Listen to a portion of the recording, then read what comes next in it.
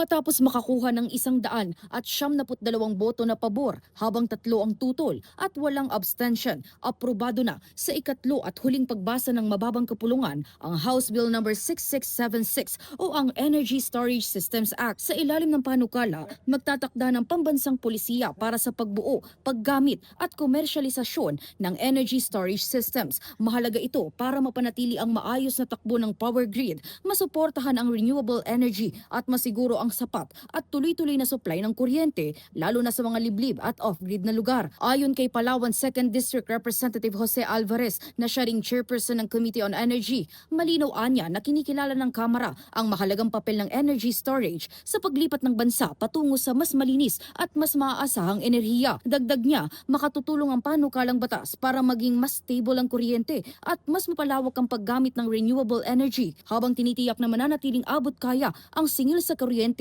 para sa mga consumer. Nakapaloob din sa panukala na magsisilbing pangunahing ahensya ang Department of Energy pagdating sa pagpapatupad ng mga polisiya habang bubuo naman ang mga patakaran sa lisensya, presyo at operasyon ng mga energy storage facility ang Energy Regulatory Commission. Mayroon din ilalaan na incentives para sa mga renewable energy plant na may kasamang storage systems.